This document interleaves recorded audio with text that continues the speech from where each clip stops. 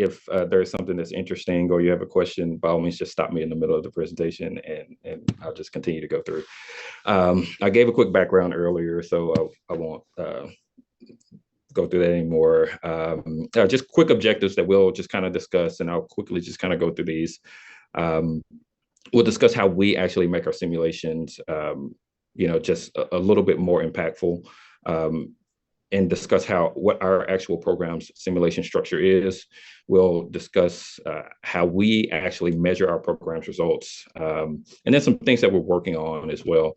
Ways to take advantage of downtime. And I don't like to use the word downtime. I just like to call it off pump time, or we have other devices that's not an ECMO where we have to be at bedside consistently. And then just discuss our simulation cost analysis and simulation prep and time. So just real quick, a few ways that we feel like we can help make our simulations more impactful. Our thing is we are a newer ECMO facility, so we've been practicing for around 3 years. This is where we are. So we're pretty new in the area. As we're not as advanced yet as other facilities, but we are getting there and we're working our way there. A lot of it is physician buy-in, but in the meantime, we're pushing and we're going to strive. For us, we have a lot more newer physicians and newer practitioners that are trying to get into this space. So I think for us, we need to start off with just kind of knowing our audience. Is this going to be more of an educational scenario or situation, or is this going to be an actual simulation? These are kind of the things that we kind of have to battle with when we are scheduling these things. Next thing, another way to make our simulations more impactful is just kind of making the environment as real as possible. As far as simulation location, we will come to wherever the area needs to be. I do feel like it's more impactful if we are practicing in the space. Yes, we do have our own area where we host the majority of our simulations. But if you can do a sim in a cath lab and run through all the possible scenarios that you're actually going to run through it, that's actually very impactful, especially for the people that are down there. That's their home. They know where everything is. That's their comfort zone. So ED, cath lab, we've done in the ICU multiple times. We'll just kind of come to wherever it needs to be. We'll incorporate, all the normal things, vitals, labs, and then kind of that full environmental immersion experience. So I know, Eric, you mentioned, real simulated, you can kind of simulate blood in the actual circuit. And that's kind of something that we do. Right. We don't have a, high intelligent, mannequin, but the way we do it actually works. Mm-hmm. We are working towards actually getting one, that's a little bit more intelligent for us and kind of help us advance and grow. So that is a goal of ours. But in the meantime, what we have has actually been servicing us very well. And then for us, other ways we actually do make our simulations more impactful, we actually invite our staff to be involved in the development, which is actually a way that I kind of got involved as well. Being more immersed in the preparation of doing these simulations or having ideas has actually, helped impact our team. Quick over our simulation structure. These are all the topics that we kind of go over. We do a brief overview education. We'll assign clear roles and responsibilities. We'll give a patient scenario in most situations. We'll have a quick discussion over the mannequin overview, go through the sim, and then we'll do a quick debrief. As far as the education goes, so we will do a checklist review. We try to have a checklist for every single member of the team, whether that's a provider, our mid-level, our ECMO specialist, our RN. Now, we're not going to run through this entire thing. Like, that's not what we would do, but we would just kind of talk about some hot points, especially if this is more of an education and we're trying to, run somebody through what the process of, for example, a cannulation would be, or circuit exchange or oxygenator exchange. And then we'll go through what that simulation process is, and then discuss the safe space atmosphere, which, obviously is extremely important. Like you said earlier, what happens in sim stays in sim, and that's kind of the way it should be. Um, and then we'll go into just assigning those clear roles and responsibilities. This helps eliminate confusions during the sim, and it also translates to real life situations. We Our ESs act as both the primary person on pump, or they could be the person that's being the first assist. So for us, we try to make sure if you're in that defined role, you know how to act in the if just in case you need to adapt to a situation, that's your particular space that you're going to act in. Um, and then I want to just do a brief discussion over the importance of our of ECMO specialists just practicing all roles. We do try to practice all roles, and as you can see, those are four of our ECMO specialists there, me one included. But we do this because it helps us better anticipate the needs of the physician. This is something I personally been able to experience growth with doing.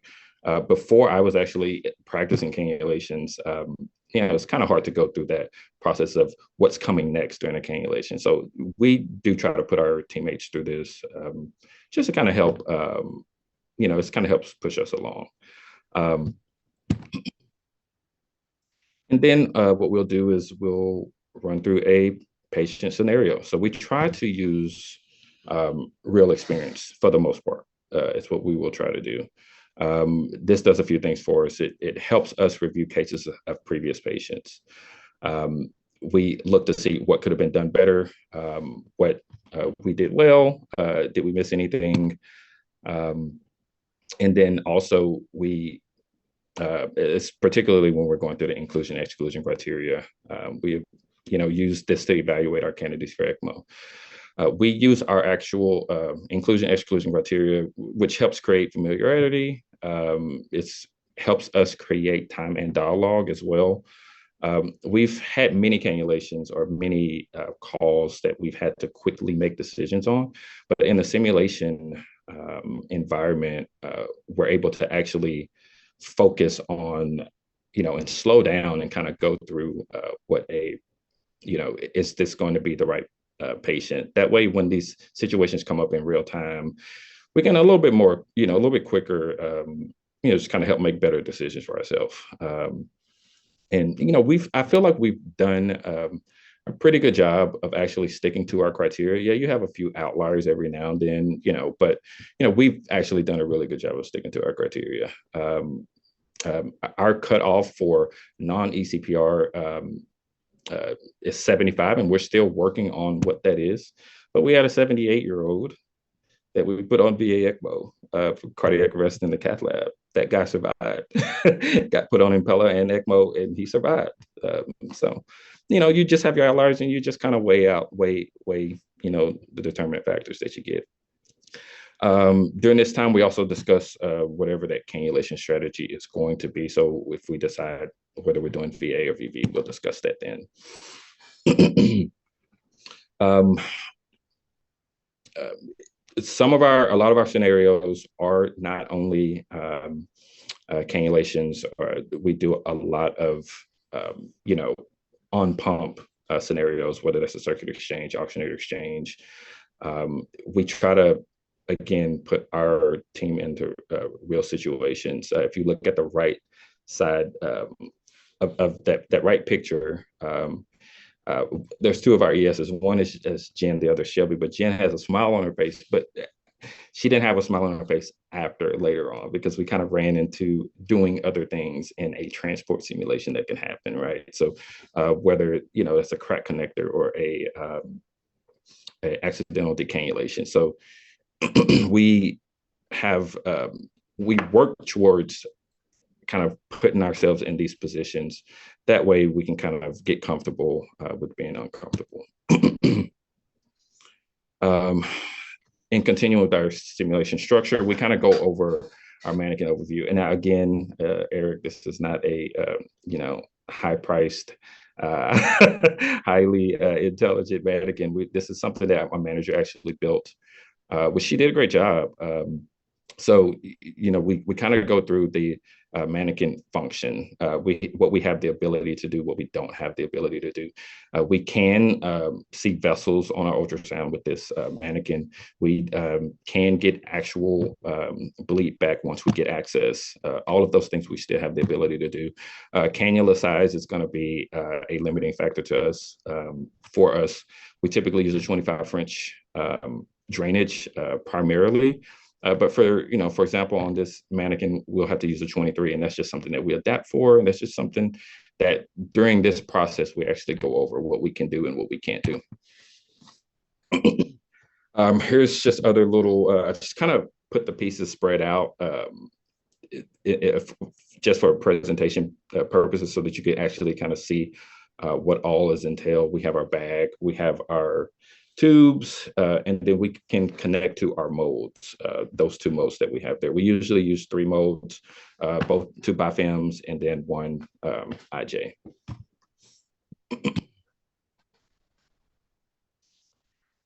And from there, we'll move over into our simulation period. After we've kind of discussed everything and talked about everything, we'll move over into that period. We'll go through appropriate people donning their PPE, whichever, if one of the ESs will set up stair field, table, all the things, the RN's job, the RT's job. We'll kind of let everybody do what their duties are supposed to be, and then we'll go from there. In these simulations, I do like to talk about a little bit of control chaos, right? So we know that there's not going to be a perfect patient scenario where everything is going to be calm, smooth. That's not realistic all the time. So we do try to put our people in those high chaotic situations. But the things that we try to do is we try to get our ECMO specialists to be the driver. The ECMO specialists at our facility are going to be the constant. We are going to be the same people every single time. We, as far as the physician side of things, we're interacting with different multidisciplines every day, whether it's interventional cardiology that cannulates, CVTS, heart failure, our home critical care team. All of these different teams actually have an impact in kind of the management or the cannulation of our patients. So we do like our ECMO specialists to kind of be that driver of these scenarios, especially when we're cannulating. We need them to be able to adapt and adjust to the changes in the patient condition or circuit issues. And then, for this, we try to tell them that the objective of us navigating and moving into these different things or different situations or actual things that can happen in real life. So the trick is not to trick, but it is to place us in those challenging situations. That way, when we're in a real environment, we can act appropriately. These are just a few photos of different of our cannulations that we've done. It can be a little chaotic at times, but I feel like we do a really great job of kind of grasping the situation, grasping a hold of the situation, and acting appropriately. Our team has done really well. After the simulation is done, we'll just kind of go into a quick debriefing. We'll kind of go over that checklist. Did we meet all checklist objectives? We will talk, give honest, constructive feedback. Again, this is a safe space. So, being able to speak freely is something that is very important. So we allow everybody to be able to do that. For convenience, we have a QR code that people scan. It goes to their phone and they can simply answer a 6-question questionnaire. And it is totally anonymous. So, we don't know who's submitting what. And the simulation feedback, these are a few of the questions that we'll kind of go over. Were you satisfied with your ability to take care of the patient? That's something that's really important. Do you feel like there's something more that you need to work on? And then for us, for the people that are actually putting on the simulation, what was done well? What did you learn? What should we have handled differently? How could this simulation experience be improved for us?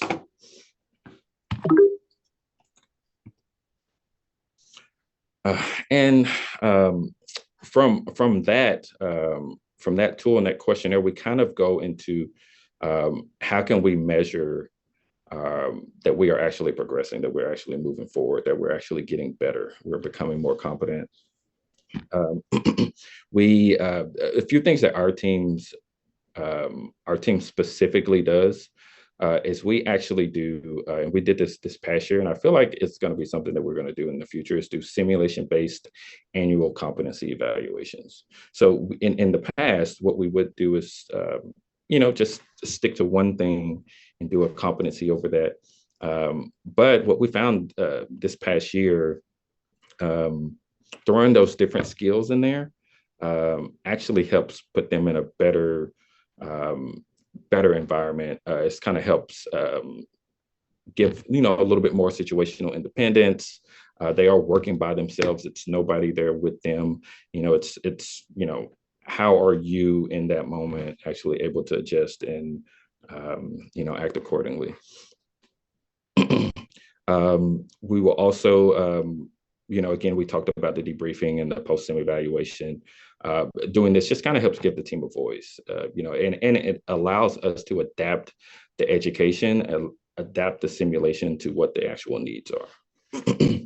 Some things that we are looking to obtain as far as data is that time of call to time on pump. So Eric, I heard you talking about a lot, how quickly y'all were able to get those patients on, especially in the simulation environment, those are things we are looking to actually get data on. And then that'll let us know, kind of where we are in that space, what we need to make improvements on as well. This here is just, we did a article with our surgery team, which I actually included. I actually included the article, the link to the article, at the end of the slides in our references. So if anybody does want to look at it, as far as those same 6 questions that I was talking about in our debriefing tool, these are kind of answered in that article, as well as kind of where we can get better in those things. I won't go too far into that. I know that graph just looks a little wonky without numbers. There are no numbers on that, so I won't dive too deep into that. But I did add that article in a reference list if people would like to go and actually view that. Next, I want to talk about kind of taking advantage of that off pump time. There are some things that we've been able to do with this time to kind of help strengthen our team, kind of help stay competent, stay up to date on your skills, all of those things, which we'll kind of go over. One thing we do make time to work on areas of improvement. We have accountability measures that our manager and our ECMO coordinator do to just try to make sure we're focused and we're still on task and we're still continuing to be there from a competency standpoint. We send videos or photos of us actually doing these skills. So our manager will say, hey, I want you all to focus on doing this and this week, or, for the next few weeks. And the goal is to practice those things until you can't really get it wrong. Practice those things to where, it becomes kind of normal and natural. We also have timing competitions. We are a competitive team. How fast can you prime a circuit? You never really know how fast you're going to need to do something until you're in that environment. I got a call one time and we just came late another patient. We had another patient upstairs and, we still had enough to prime another circuit. Well, I get a call that OR is calling for an ECPR. So you don't know if you can do it in 8 minutes until you do it. So,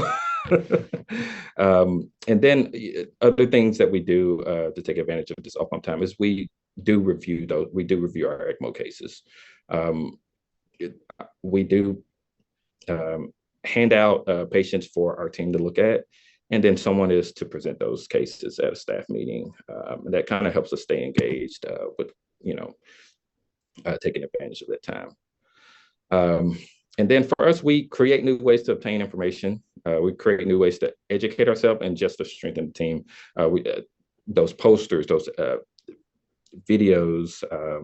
We do lunch and learns. We have done things to acquire new skills, which we've shadowed the echo techs just to help us get a better idea of what actual good echoes look like.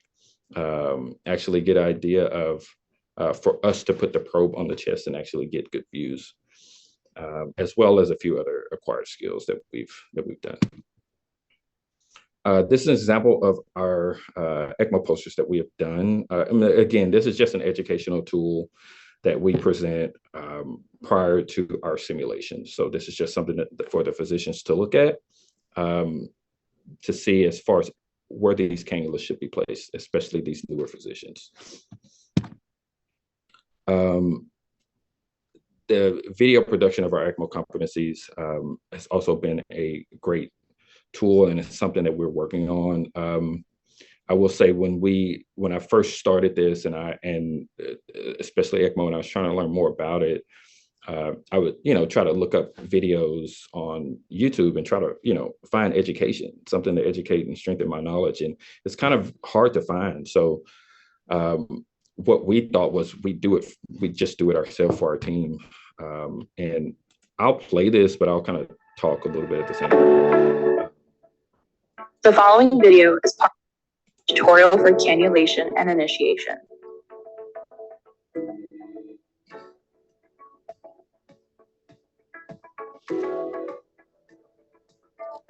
Let's review a few steps that need to be completed before cannulation. So this is just a quick snippet of kind of what we're able to do and what we have been able to do during this time. We have 26 competencies. No, there are not 26 videos, but we are working towards creating these videos for specific competencies. That way our team can have something to go and look at. And the videos are of our team. It's us actually doing the videos. So real quick, just on simulation cost analysis, what does it cost to actually go through all of this and set up these simulations, as far as with supplies and as far as with time? Again, just talking about our mannequin, we kind of go with what we have. We have 2 of those mannequins available to us. Those are all the costs there. Those cannulation molds that we actually make ourselves. We use about 2 to 3 of those per sim. For our vital signs, we have software called SimMod that was a one-time download. And reusable circuit, cannulas, dilators, all of those things we put into that cost to kind of see what it's going to take for us to get this done. And I know a lot of people are looking for financially, what does it cost to actually be able to do these things? For us, we were able to kind of put some numbers together and figure that out. The reusable circuit, I don't know if a lot of people have experienced this, but some of these manufacturers will give you might give you a circuit to use, a practice circuit to use. So that's something to actually take advantage of and think about, and keep clean and all those things. Again, with supplies, disposables are pretty cheap. And if you can kind of get the big ticket items out of the way, you can actually keep costs effectively low as far as when you're simulating. For us, we estimated about $1,200 a year approximately.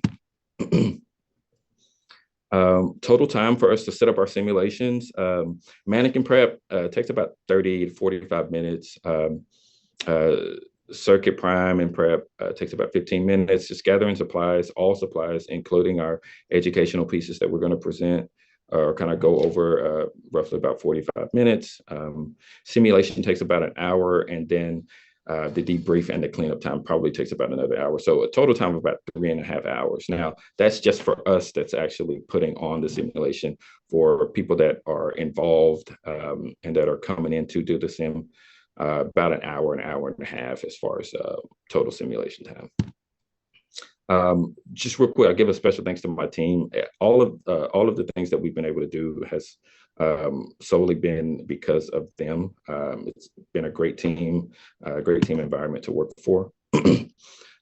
Reference page for that information, if you all want to look at, I put there. And then here is my contact information, email, and then my LinkedIn profile as well. Thank you, Nicole. Thank you, Eric. That's it. Let me stop sharing so we can